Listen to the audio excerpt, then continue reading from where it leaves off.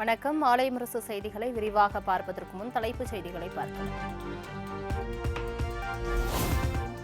தமிழ்நாடு முழுவதும் 12,480 கிராமங்களில் நடைபெற்ற கிராம சபை கூட்டம். காணொலி வாயிலாக கலந்து கொண்டு கிராம நிர்வாகிகள் மற்றும் பொதுமக்களிடையே கலந்துரையாடிய முதலமைச்சர் மு.க.ஸ்டாலின்.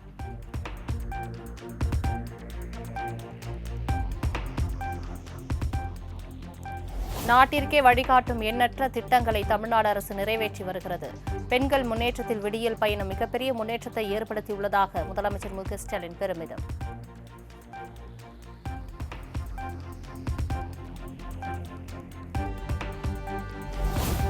நூறு நாள் வேலை திட்டம் முறையாக செயல்பட்டு வருவதை கண்டிப்பாக உறுதி செய்ய வேண்டும். சின்ன சின்ன விஷயங்களை சரியாக செய்தால் பெரிய விஷயங்கள் முறையாக நடைபெறும் என முதலமைச்சர் மு.க.ஸ்டாலின் பேச்சு.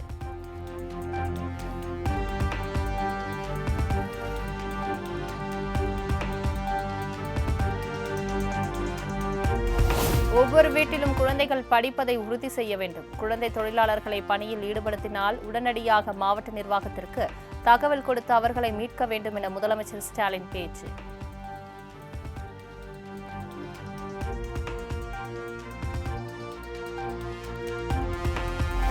டெங்கு, சிக்கன்குனியா போன்ற நோய்களை தடுக்கும் சுகாதார நடவடிக்கைகளை உடனடியாக முன்னெடுக்க வேண்டும். அனைத்து ஊராட்சிகளிலும் வடகிழக்கு பருவமழைக்கு தேவையான அவசர நடவடிக்கைகளை எடுக்க வேண்டும் என முதலமைச்சர் அறிவுறுத்தல்.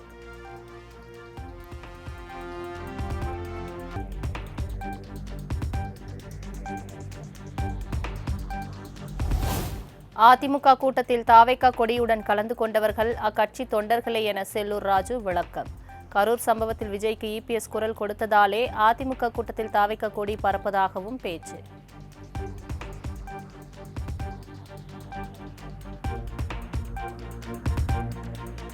விஜய் கூட்டணிக்கு வருவார் என்றால் பாஜகவை எடப்பாடி பழனிசாமி கடற்றி விடுவார்.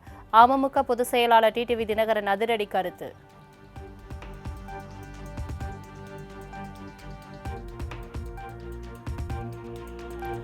பாஜக அதிமுக கூட்டணி வலுவாக இருப்பதால் விரக்தியில் பேசி வருகிறார் டிடிவி தினகரன். தாவேகா தலைமையை அதிமுக ஏற்க தயாராகிவிட்டதாக தினகரன் விமர்சித்தது தொடர்பான கேள்விக்கு அதிமுக முன்னாள் அமைச்சர் செல்லூர் ராஜு பதில்.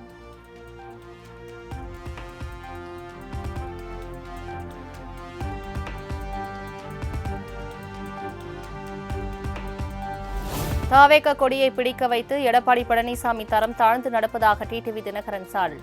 விஜய் தலைமையை ஏற்க இபிஎஸ் தயாராகிவிட்டதாகவும் கடும் தாக்கு.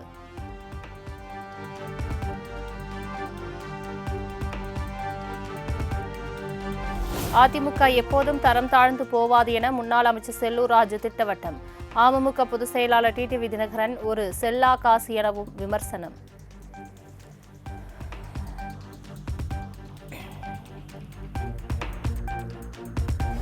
இயேசு மீது சத்தியமாக எந்த காலத்திலும் திராவிட கட்சிகளுடன் கூட்டணி இல்லை என சீமான் திட்டவட்டம். எப்போதும் தனித்து நிற்போம், தனித்துவத்தோடு நிற்போம். 2026ஆம் ஆண்டும் தனித்து நிற்போம் எனவும் பேச்சு.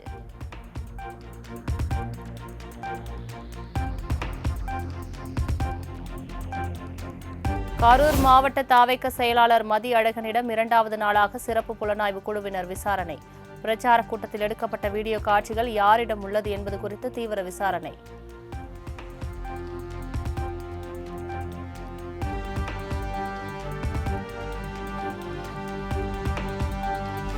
சமையல் கேஸ் டேங்கர் லாரிகள் சங்கம் நடத்தி வரும் காலவரையற்ற வேலை நிறுத்த போராட்டத்திற்கு தடை விதிக்க வேண்டும். இந்தியன் ஆயில் நிறுவனம் சென்னை உயர்நீதிமன்றத்தில் மனு தாக்கல்.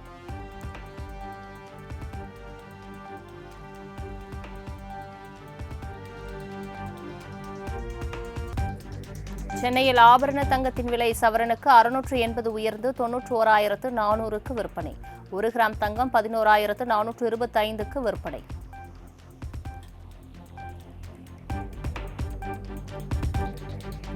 வெள்ளி விலை வரலாறு காணாத உச்சம். கிலோவுக்கு 3,000 அதிகரித்து 1,87,000க்கு விற்பனையாவதால் வாடிக்கையாளர்கள் அதிர்ச்சி.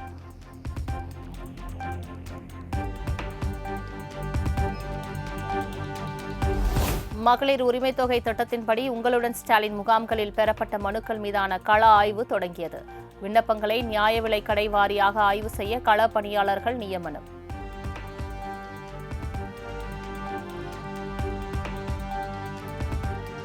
சென்னை உயர்நீதிமன்றம் அருகே ஸ்கூட்டரில் சென்றவர் திமிராக முறைத்து பார்த்ததால் தான் விசிகாவினர் அடித்தார்கள். அடங்க மறு என்று தான் கூறியிருப்பதாகவும் எந்த இடத்திலும் வன்முறையை தூண்டியதில்லை என்றும் திருமாவளவன் பேச்சு.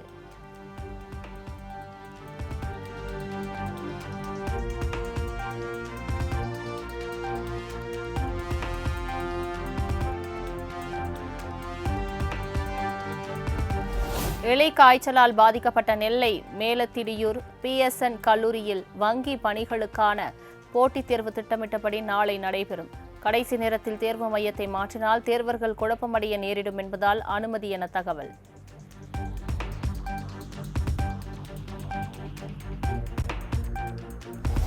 மதுரையிலிருந்து சென்னை வந்த இண்டிகோ விமானத்தின் கண்ணாடியில் திடீரென விரிசல் ஏற்பட்டதால் பரபரப்பு. விமானியின் சாமர்த்தியத்தால் பெரும் அசம்பாவிதம் தவிர்ப்பு.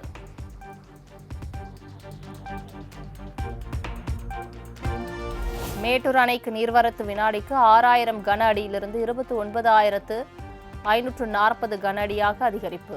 அணையிலிருந்து காவிரி டெல்டா பாசனத்திற்காக 12,000 கன அடி நீர் வெளியேற்றம்.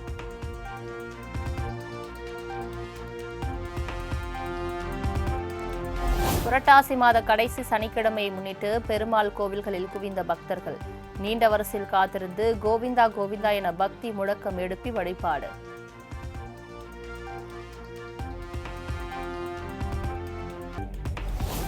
திருச்செந்தூர் சூரசம்ஹாரத்தை முன்னிட்டு வரும் 27ஆம் தேதி தூத்துக்குடி மாவட்டத்திற்கு உள்ளூர் விடுமுறை அறிவிப்பு.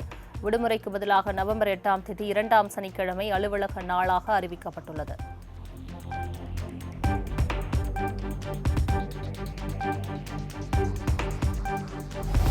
திருமணம் செய்யாமல் சேர்ந்து வாழும் உறவில் ஈடுபட்டால் 50 துண்டுகளாக வெட்டப்படுவீர்கள். கல்லூரி மாணவர்களிடையே உத்தரப்பிரதேச ஆளுநர் ஆனந்திபென் சர்ச்சை பேச்சு.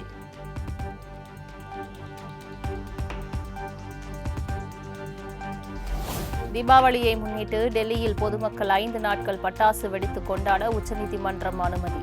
நீதிமன்ற உத்தரவால் டெல்லி மக்களும் பட்டாசு விற்பனையாளர்களும் உற்சாகம்.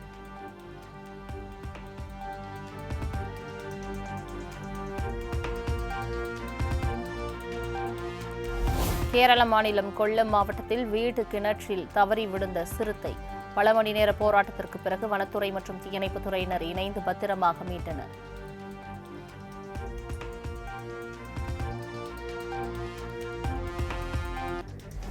டெல்லியில் ஆப்கானிஸ்தான் அமைச்சர் அமீர் கான் முத்தாகி பங்கேற்ற பத்திரிகையாளர்கள் சந்திப்பில் பெண் பத்திரிகையாளர்கள் புறக்கணிக்கப்பட்டதால் சர்ச்சை. இந்திய மண்ணில் பெண்களுக்கு எதிரான பாகுபாட்டை திணிக்க தாலிபானுக்கு அதிகாரம் கொடுத்தது யார் என சமூக செயற்பாட்டாளர்கள் கேள்வி.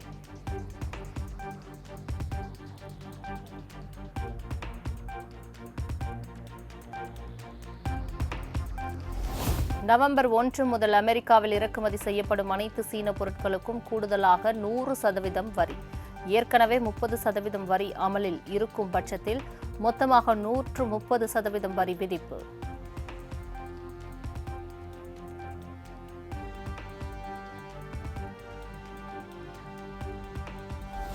ஈரானுக்கு உதவியதாக கூறி இந்தியர்களின் 2 கப்பல்களுக்கு அமெரிக்கா தடை விதிப்பு.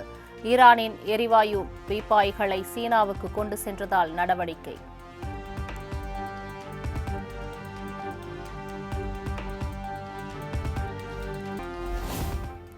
தென்னிந்தியாவின் புகழ்பெற்ற உணவான இட்லியை கொண்டாடி வரும் கூகுள். மார்ச் 30ஆம் தேதி உலக இட்லி தினமாக குறிப்பிடப்பட்டாலும் அனைத்து நாளுமே கொண்டாடலாம் என சிறப்பு டூடல் வெளியீடு.